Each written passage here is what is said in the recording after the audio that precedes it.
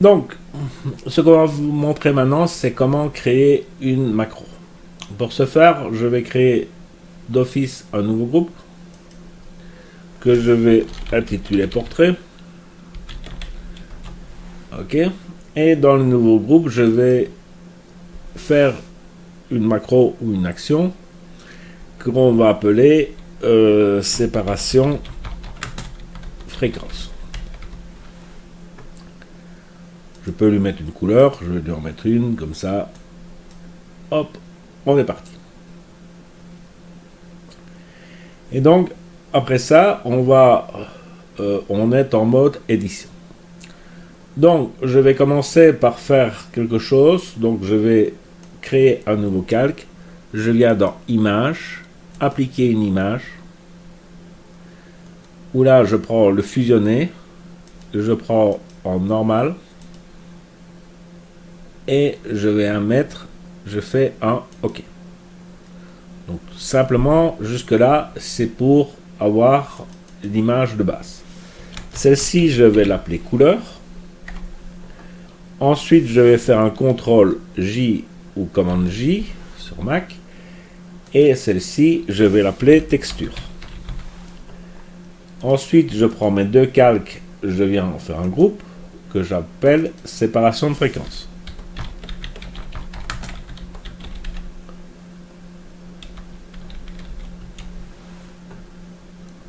Ensuite, j'ouvre mon groupe, je décoche le calque texture, je viens sur couleur et je viens prendre un filtre flou gaussien et cette fois-ci, je vais lui mettre une valeur plus raisonnable de 4,5 dans ces eaux-là, qui est une valeur, je vais dire, pour commencer, qui me semble normale.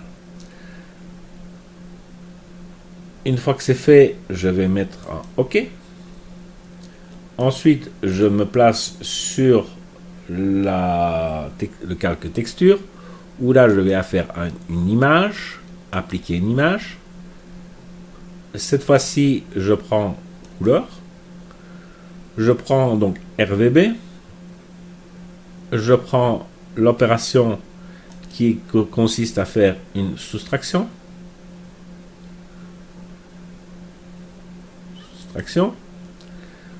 Ensuite, je viens mettre une échelle de 2, un décalage de 128. Je fais un OK.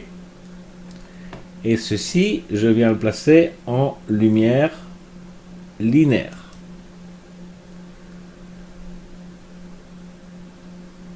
Voilà. À partir de là, ma macro est terminée. Donc, j'ai créé ma séparation de fréquence, j'ai mes deux calques.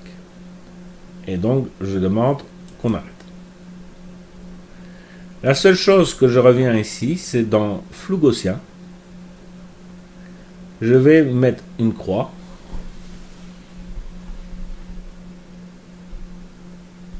Pour activer la zone de dialogue. Ce qui veut dire que quand la macro va se lancer, on va ouvrir le dialogue pour vous demander de choisir votre valeur. Donc, voilà, on va laisser. Donc, on se place sur séparation de fréquence et on la lance.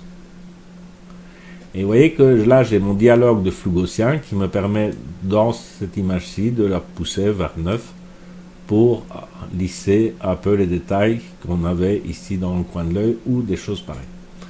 Donc, on va appliquer, on met un OK, et donc j'ai bien ma macro qui est créée. Quelque chose que j'avais oublié de dire, si jamais vous ne voyez pas la fenêtre macro, il faut aller dans Fenêtre, Action pour l'afficher. Moi, en fait, elle est mise sur mon côté ici, donc je l'ai mise en barre de tâches pour toujours l'avoir sous la main. Une fois que c'est fait, on peut enlever le déroulement et on a la séparation de fréquence. Et comme ça, sur chaque fois que vous aurez un portrait ou envie de faire une séparation de fréquence, il vous suffit de lancer la macro et vous pouvez commencer à travailler.